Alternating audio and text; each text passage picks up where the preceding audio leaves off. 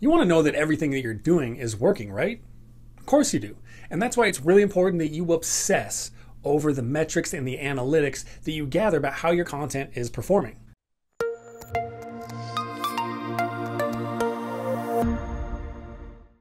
You should be tracking and measuring every single piece of content you produce, from your blog articles and pillar pages, your emails, your site pages, everything. Everything that could possibly be tracked, we should absolutely be tracking it. Now, what you choose to focus on really depends on the different goals that you have for that month or that quarter. But here's a couple of different things that you should be tracking frequently. Now, you're also going to need tools that are going to help you with these analytics. Some of these are free and some of these are paid. So a couple of the free tools that you could be using to check the efficiency of your content, tools like Google Analytics, Google Search Console, Google My Business.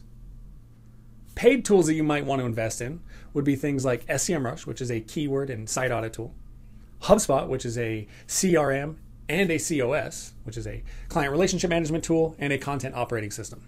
And there are so many other tools worth mentioning that can do very specific tasks that's going to help you determine what's working and what needs to be fixed.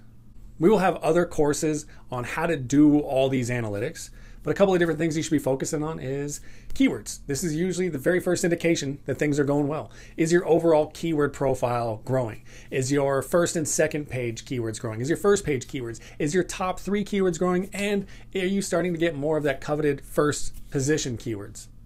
You're also going to want to be looking at things like traffic. Overall traffic, traffic to specific pages. But also, where is this traffic coming from? What are the traffic sources? Are they coming from mostly organic? Are you running paid ads that are working really well? Are people coming directly to your site? Are they coming to you through email? Are they coming to you from other web pages? Or are they coming to you through your social media promotions?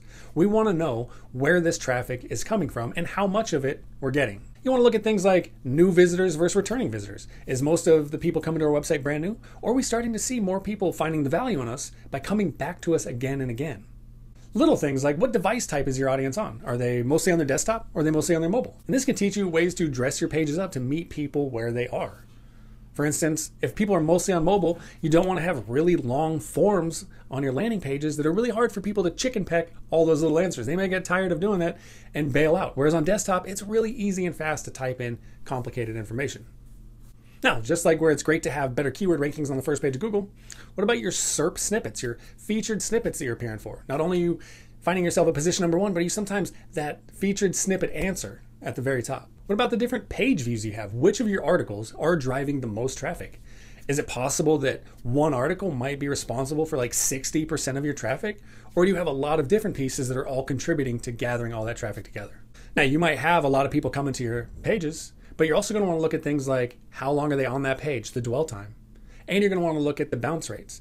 Because if you have a really high bounce rate and a really low dwell time, you might have made it to the first page of Google, but you're probably going to fall off pretty quickly as soon as Google realizes real people are not thinking of your content in the same way that Google thought that they might. Real people are actually landing on the page, scrolling really quickly and going, I don't think this is for me. And then they're taking off. So we want to look at that data to see how can we improve the pages to retain their attention a little further and get them to look at other content that we have and go further down the funnel through us rather than going back to the search engines and typing in new queries that we had the answers to, they just didn't realize it. What about how things are performing in social? Are people liking it, retweeting it, sharing it with others? Are they commenting on things? What kind of comments are they leaving?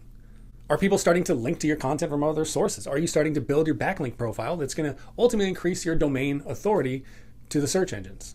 What about when it comes to your emails? Are we sending enough emails? Are people actually receiving them to their inbox? And if they are getting in their inbox, are they opening those emails? Are they clicking onto the emails themselves? Some of this data can help us change things like subject lines or even the content within the emails so that we continuously provide the most helpful answers to people. What about your form submission rates? Is that landing page performing as well as it can? Are there things that we can add to that landing page? Or maybe things that we need to reduce from the form to get more people to actually fill that form out, to download your checklist or tip sheet ebook, or to schedule a consultation? Is your overall contact list growing? Is there a lot of churn from your contact list? What about the number of your MQLs or your SQLs? Are those growing, staying the same, or churning as well? And most importantly, are we gaining new customers and are we growing our revenue? And if you're analyzing things in the right way, you can actually attribute revenue back to the very pieces of content that you've been creating. And guess what that's going to do? That's going to make you be the hero of your business. A lot of people might have thought, I don't understand what this content manager role does, why this person got hired.